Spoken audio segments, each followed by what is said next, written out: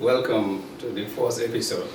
Welcome to the first episode of the Essence Arrow podcast. My name is Tijan Jalo. This is the first episode of season 2. We've done season 1 already on the formerly known as Mission of Greatness podcast, and today we have a really interesting topic. It's called Fatherhood in the Western World. So we will be discussing some of the challenges, the feedback, the ups and downs, and the excitements of raising kids here as a black father. I have really interesting topic and great guests with me here today. I have 2 guests, but the first guest is Mr. Abdou Karim Darboe. I will introduce him in a sec, but I'll give a little bit of background. Mr. Abdou Karim is a great community leader who's been inspiring a lot of young people in and around the Toronto area. So, Mr. Abdou Karim, welcome to the show. Thank you, Tijan Jalo. It's a great pleasure to be here today. Thank you for having me, for this invitation. My name is Abdou Karim again. I'm a father of 3 beautiful children, 2 boys and a girl. Thank you. Welcome to the show. My first question is, what are some of the greatest excitement that you encounter every day in your day-to-day activities raising kids here in Canada? Yeah, so that is actually interesting. So it's always exciting, to be a father and to have kids. For me personally, me being a father and having 3 in Canada, my greatest joy is, it makes me more responsible. So I started thinking ways, different ways from the way I used to think in the past. Every time, anywhere that I go, I always feel like, I just need to go home to go see my kids and always spend time with them, having quality time with my kids and my entire family. Well, it's so amazing to have kids. Well, you really touch a very interesting area that I want to explore. There's a lot of back and forth in regards to black fathers not being there for their kids. And as a word of encouragement to black youth in and around the Toronto area in general, the notion out there is that most black fathers do not like spending time with their kids. I don't know if it's most or it's in general, but to give me a little bit of perspective from your own idea, what would you give, what advice would you give like a young father who just had a baby, and why do you think it's important for that father to be in that baby's life and be active in all stages in the kid's life? Okay, as a father and as a great father, from my own perspective, I believe, that is always my thinking. I have to be involved in my kids' life every day because it is my responsibility, to be able to, brought up my kids, respectfully, in a way that I will want, give them that opportunity, the way that I would want, a responsible dad to be able to raise their kids. And in order for me to be able to do that, I need to be there every day. You need to spend that time with them, teach them the right things, especially we live in the Western world too. You have to be able to embed it in both cultures. Our cultures that we, the way we brought up from back home is different from the culture that we have in the system. So for you to be able to raise your kids properly, you need to be present in their day-to-day life, be involved, having time with them.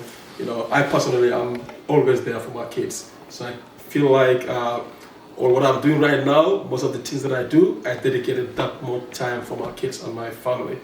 Yeah. Great response. What are some of the activities that you do with your kids? Well, first, number 1 is, do you change diapers? That one is interesting, huh?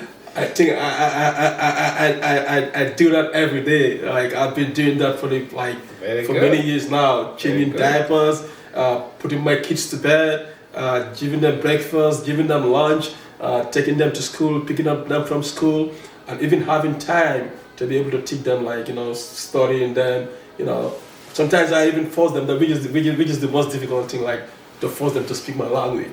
So I personally, I like to speak my language to them, but sometimes nowadays, when I speak my language, they will respond to me by, in English, but still now they can understand what I'm talking about. So that's important.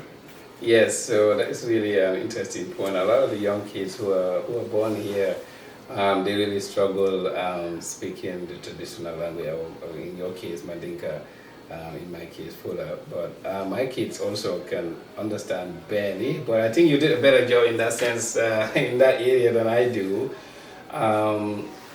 But yeah, so as a father in Toronto, it's not easy because a lot of young immigrants, especially dads, who are working every day, making ends meet. Sometimes they work 2 or 3 jobs. What advice do you have for kids, who are just entering the parenthood, and what do you think they should do, and how to celebrate or contribute in the well-being of the child, and not just leave every responsibility to the mothers? All right, this one is very, very important. Like when you have kids as a father, you have a big responsibility that you need to be there all the time. Okay, so we all have this mentality that like, we have to work to make some ends meet for the family. Like we are parents, like especially the dads, we are the providers. We need to work hard to make our family live in a very comfortable life. But we should also put into perspective that it's not always about the working that we do. Our kids, especially, they need us, especially when they are young. We need to be part of their life. In that way, we'll be able to train them the right things to do. If not, what's going to happen is like, kids will be involved in other activities outside, especially when they grow up a little bit. That's can lead to like them being involved in things that are not right. So as dads and parents, you need to be there. At least you can go. I do my job, but I always dedicate the time that I always have to spend with my kids every day, especially on the weekends. Like unless something very important is going on, where I know I cannot go with my kids, but I had to make sure I'm always with my kids in anything that I do. So that way, like they can take that, that inspiration from me, and they will know like this is my dad. So they will pick most of the important things from me on that perspective. Yeah. Wow, that's really good. It shows that you are really a good father. Being a community leader, you've probably seen, you and I have done a lot of work in regards to helping the kids, who are going through certain challenges. So being a community leader and some of the experience that you've seen, what would you advise young kids who are growing up now, instead of father now, young kids who are growing up, what would you advise the young kids on how to, navigate issues, challenging issues in Toronto, and how to build relationship with their fathers if they don't have any, so or even their parents, how would they build relationship with their parents? Okay, so when it comes to that, like that one is very important. I wouldn't go straight to the kids on that, so I will start with the parents. I think parents have huge responsibility when it comes to that. So you have to make your kids to be used to you, and they should be like, in a respectful way, to be like, not to be too, scared of you, but they need to be part of you. You need to have that conversation, that bond between you and your kids. You should be able to sit with them, like, having conversation, go out with them, just, involve them into your daily lives. So, but with doing all that too, you have to make sure, like, you're training them how to be respectful and how they should be engaged into things that are so meaningful, and let them stay out of things like, for example, troubles, and be involved in meaningful. Let them go to school, come back, read their books, and again involve them into activities that are meaningful. Because young kids right now, you can have young kids, but you don't know what kind of talent that they have. So you can put them into sports. Any kind of activity that you feel like, put them into a lot of different activities. As they grow by, they will know like where their potentials are, so they can explore on that area. But if you never give them that opportunity, you have to create that opportunity for them. If you don't do that, so the kids will end up growing without knowing what path to follow. So like they will just focus on one thing. It's like education is the key, but it's not everybody. For example, going to school and getting good grades is a foundation, but some of the kids are not meant to be following the same path like me, you, or somebody else in terms of like what we do in school. Probably you can have a young kids who's good in soccer, but if you never put into the soccer team, or like for example basketball, they will never be able to, like, nobody will utilize their talent. So that talent will actually fade away. So we parents, especially Africans, I think this is where we definitely need to look at. Like when you have your kids, try to involve them into a lot of activities, put them into sports, embedded with schooling and everything. So as they grow, so they will know where the talent, they will be able to like explore more, whatever they're good at, so they can definitely go by that, and that's definitely gonna help them in their tomorrow. Very good, thank you. Wow, what's such a great advice. The other question is in regards to community involvement of the kids, like bringing your kids to the community, where you want them to, be part of the community and see their fellow, community members. We all come from areas where this saying, it takes a community to raise a child, is more prevalent. But here in Toronto, I would say in the West, that saying is, unless you explore it, your kids, if you don't expose them to the community, they might not be very community inclined to interact with people, and especially people from the same community. So how do you see getting your kids involved in the community, and what advice would you give to parents that ensure they bring their kids out and help them build relations with members of the community? That's a very, very good question too. To start by saying that, I think that also like is a big responsibility when it comes to the parents, the dad, the mom. So they have a key role in playing in that aspect. For example, when you have your kids, like me and you, we are always involved in like community activities. It's part of us. There's not going to be any community activity that is happening that I'm not going to be there. Because you know what, we know like the essence of being in a community. You need to be connected with your people, and like people will be able to know each other. And the same way goes to the kids. So the kids, when they are young, whatever they used to doing when they were young, so when they grow up, like they will follow the same path. But you going, like me and you, for example, I'm going to any event, any community event.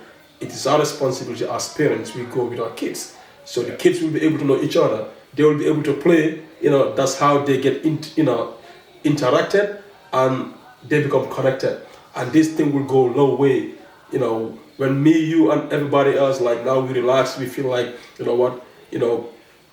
age-wise, the program activities and everything. Old. Yeah, we're getting old, like, so that's not our thing anymore. Yeah. The kids will pick up. Exactly. You know what I mean? So they will be able to do their things together, know each other, even travel each other, go to Africa and do other like, community stuff together. And we will be sitting there and we feel like, oh, we did a good job, as parents, right? So I think that's another advice that I will throw out there. If we have our kids, anywhere we going, in our community activities, let's always involve our kids. Yeah. So they will get to know each other, and they will definitely be used to it as well. Yeah, you're definitely right. I think that's one of the areas where we are lacking, and I think I've seen a lot of development recently. I've seen a lot of improvement. I've seen a lot of kids in our events, so which is really promising. Yeah. My other question is, in regards, raising a family is a very challenging task, and doing it together with your spouse, it's also challenging. So, in regards to the day-to-day activities that you do together with your spouse, how would you advise mothers, I would say parents in general, to make sure to watch out for things that they do or things they say, so the kids don't pick up the things that you don't want them to pick up? Because kids are really good listeners. They ask a lot of questions and they observe. So if any discussions are being had, like mature discussions, how would you advise young parents to make sure the kids are not privy to some of the adult conversations that are happening? Because it's just real that in any situation, adult conversation will be happening, and you don't want kids to know about it. So what's your experience, and how would you address that? Okay, for this one, good question too. But first of all, I will have to comment like the ladies. They Yeah. play, a key role, a very pivotal role when it comes to the kids' life. So me, you, and other dads, like fathers, we definitely provide us early in the morning. We usually go out, trying to like provide for the family. Yeah. So who spend more time with the kids are the moms. So we have to commend you guys, the ladies. You guys are doing a tremendous good job. Keep up what you're doing. But too, so kids they are very prone to like what they hear. So for example, like you mentioned, like we should be able to like sell good words, good advice to our kids. So when they're used to that and they see like this is the good behavior that I see from my parents, they will definitely follow that. Kids are like, I don't know, like when they're growing up, they go by what they see and what they heard. You know what I mean? So if you keep telling them or we keep telling them like good advices, good words, these are the good things that you have to do. Those things will definitely help. It will never come out of them. It's gonna go a long way. That's why you have like the difference between like somebody who grown up then become a they say like this guy is a is not a good kid, this one is a bad kid. So it all started from the grassroots when they were when we the parents were growing our kids. You have to for kids like sometimes to become very successful in life, the foundation have to start from the parents. We have to create that environment, giving them the words of wisdom, Yeah. good words, giving them that confidence, and like we definitely kids also we need to invest in them. Yeah, You have to invest in them. absolutely, All those things are part of like giving good investment to your kids. In the long run, we all will see the benefit. But I will definitely commend the parents, the moms especially, for the part that they play, when it comes to the kids' life, because they actually spend more time with the kids. And on that note, like, we should try, minimize, and sometimes, some kind of conflict can come, but like, where you have the kids just try to like, you play like an adult part and avoid kids being, prone to those kind of words. And, yeah, so that will definitely help. Yeah, absolutely. You really nearly hit the nail on the head right there. Kids are very good observers and they usually will pick up things that happen in their environment. So it's important that we keep them safe all the time. One final question now, thank you for the time and for the great insight, is how do you keep your kids motivated? Okay, to keep my kids motivated, like for me personally, I'm always part of their life. So they become so much used to me in a sense.